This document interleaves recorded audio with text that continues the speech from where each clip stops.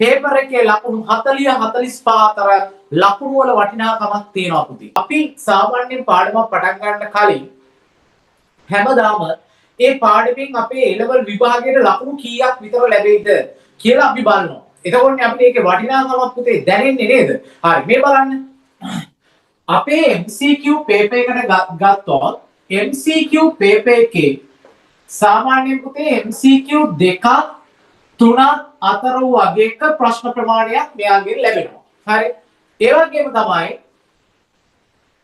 ව්‍යුහගත රචනා structure paper එක ගත්තොත් මෙයාගෙන් පුතේ තනිකරම ප්‍රශ්නයක් හරි එහෙම නැත්නම් මේ පාඩමෙන්ම මේ ප්‍රශ්න කොටස ලැබෙන්නේ කියලා හරි එහෙම ලැබීමක් වෙන්නේ නැහැ. හැබැයි මෙයාව අරින්න බෑ පුතේ ස්ට්‍රක්චර් පේපර් එක අපි ඒයි කියලා පස්සේ කතා කරමු. හරි. අපි එසේ පේපර් එක ගමු. එසේ පේපර් එක ගත්තොත් මෙයාගෙන් අනිවාර්ය රචනා ප්‍රශ්නයක් පුතේ ලැබෙනවා. හරි. එහෙමනම් අපි බලමු පුතේ ලකුණු කීයක් තියෙද කියලා. MCQ එකකට 100ට 1යි කියන්නේ A level පටන් ගත්ත දවසේ මොනවද දැනගන්න ඇතිනේ කෙමිස්ට්‍රි පන්තියේ නේද? එහෙමනම් MCQ 3ට ලකුණු 3යි. මෙයාට අපි ලකුණු නොදායමු. මෙතනට ලකුණු සංඛ්‍යාව සාමාන්‍යයෙන් පුතේ එසේ ප්‍රශ්නයකට ලකුණු කීයක් ලැබෙනවද? ලකුණු බෙදීම පිළිබඳව ඔයාලට අදහසක් තියෙන්න ඕනේ. පේපර් එකෙන් භාගයක් MCQ වලට යනවා 150. එතකොට 150 පුතේ රචනා පේපර් එකට එන්නේ. රචනා පේපර් එක දෙකට බෙදෙනවා ව්‍යුහගත රචනා සහ රචනා විදියට. එතකොට ව්‍යුහගතයට ලකුණු කීයක් ලැබෙනවද? ප්‍රශ්න 4ක් තෝරා ගැනීමකින් තොරව අනිවාර්යෙන් දෙන 4ම ලියන්න ඕනි. එකකට 100ට ලකුණු 5 ගන්න. මාකින් කරන්නේ එක ප්‍රශ්නයක් ලකුණු 100කට. හැබැයි පුතේ කැපිලා කෙටිලා අවසාන වශයෙන් ලැබෙන්නේ 100ට ලකුණු 5යි. එතකොට 5 4ක් 20යිනේ. එහෙනම් 20ක් ගියාම 50න් තව ඉතුරු 30යි.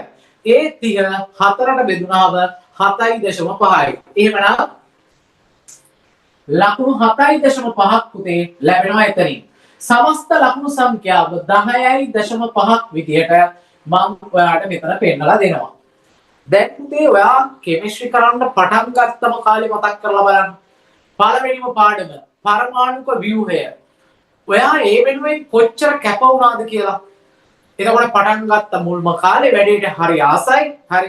ගෙදර ඇවිල්ලා හොඳට පාඩම් කරනවා. ආයෙයි පාඩම් කරනවා.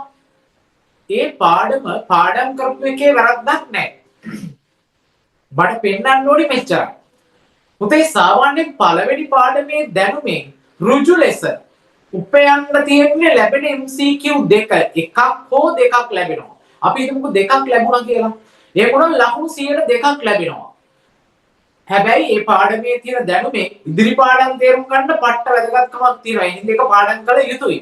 මෙන්න මෙච්චරයි පුතේ. එතන ලකුණු දෙකකට ඔයා මහන්සි වෙච්ච ප්‍රමාණයක් තියෙනව නේද? මෙතන ලකුණු 10ක් අවම වශයෙන් තියෙනවා. ඒ කියන්නේ දෙවරක් පහනේ.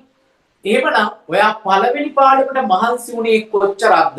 ආන් මේ වගේ 5 ගුණයක් මහන්සි වෙන්න ඕනි පාඩමක් තමයි මේ ගණනේ පාඩම කියන්නේ. අන්න ඒක තමයි ඔයාලට දැනෙන්න ඕනි දේ.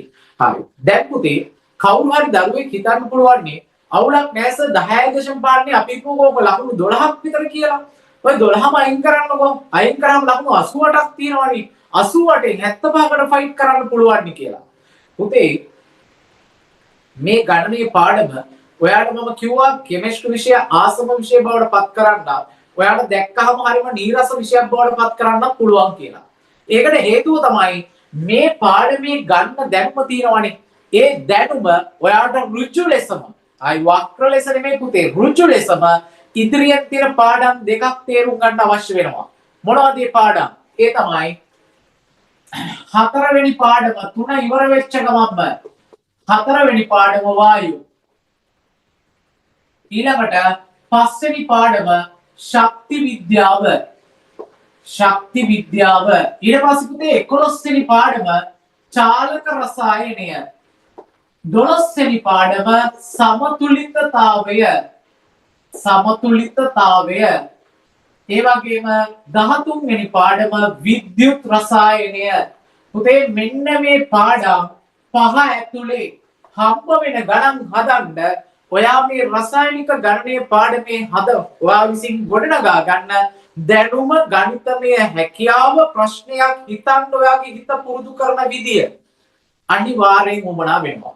මම හිතනවා මෙතන ඉන්න දරුවෝ සහ මේ වෙද්දී හැම දරුවෙක්ම වගේ වායු පාඩමේ වැඩ පටන් අරන් තියෙනවා. අපි දැන් මේ වෙනකොට ශක්ති විද්‍යාව පාඩම පටන් අරන් සැලකිලි දුරක් ගිහින් තියෙනවා. එතකොට අපි වායු ගණන් හැදුවා. පුතාලට මතක ඇති ඒකේ සීමාකාරී ප්‍රතික්‍රියක ආශ්‍රිත ගණනය කිරීම වගේ කතන්දර කොච්චර උමනා වුණාද කියලා වායු රචනා ගණන් ගොඩ දාන්න. ඒ වගේම අපි ශක්ති විද්‍යාව ගණනුත් මේ වෙද්දි පටන් අරගෙන ඉවරයි. අපි දවස් දෙකක් ගණන් හැදුවා ශක්ති විද්‍යාව මේ වෙනකොට. ඒ ගණන් හදනකොට ඔයාට මතක ඇතිනම්, ඒ කියන්නේ ඔයාට මතක නම් ප්‍රතික්‍රියා තාපය ඩෙල්ටා Q ගණනය කරනකොට රසායනික ගණනයේ පාඩමේ දැනුම කොච්චර ඕනි වුණාද කියලා. ඒ විදිහටම තමයි පුතේ මෙන්න මේ පාඩම් තුන. හරි. එහෙමනම් මෙන්න මේ පාඩම් පහ ඇතුළේ තියෙනවා පුතේ සමස්ත ලකුණු සංඛ්‍යාව. ප්‍රශ්න සංඛ්‍යාව කිව්වොත් MCQ 18ක් තියෙනවා. තනි ව්‍යුහගත රචනා ප්‍රශ්නයක් තියෙනවා. රචනා ප්‍රශ්න දෙකමාරකට අවශ්‍ය දැනුම තියෙනවා.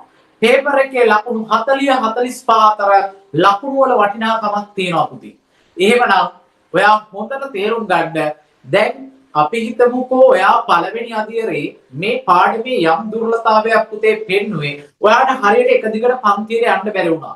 එහෙම නැත්නම් පන්තියේ සර්විසින් දීපු උපදෙස් ඔයාට හරියට පිළිපදින්න බැරි වුණා. මේ දේවල් එක්ක විෂය අතහැරුණා කියලා මේක ලාස්ට් chance එක බවට පත් කරගන්න. මේක ඇතුළේදී ඔයාට දැන් ගණනීය පාඩමේ තියෙන ලොකුම දුර්වලතාවය විදිහට දැනෙන්නේ පුතේ ගාන කියවද්දි ගාන හදන්න හරි පාරක් පේන්නේ නැතිකම. ඔයාට මම හැම මාතෘකාවකටම අදාළව මේ ගණනීය පාඩමේ ගොඩනැගෙන හැම කොටසකටම අදාළව ගානක් හිතන විදිය පුතේ ප්‍රායෝගිකව ගණන් තුලින්ම පුරුදු කරවනවා. ඒක නිසා ඔයා කොයි මට්ටමක හිටියත් අපි හිතමු ඔයා 0 level නෙමෙයි minus level ඉන්නේ කියලා කිසි ප්‍රශ්නයක් නැහැ. ඔයාට මේ පාඩම අවසානයේදී ඕනම රෙඩොක්ස් අනුමාපන ගාණක්, ඕනම අම්ල භස්ම අනුමාපන ගාණක්, ඕනම කාබනේට බයිකාබනේට අනුමාපන ගාණක්, එහෙම නැත්නම් කෙටියෙන් කිව්වොත් ඔයාට ඕනම ස්ටොයිකියෝමිතික ගාණක් හදන්න පුළුවන් වෙන දැනුම පුතේ හදලා දෙනවා. ඒ විශ්වාසය තියාගෙන වැඩ කරගෙන යන්න.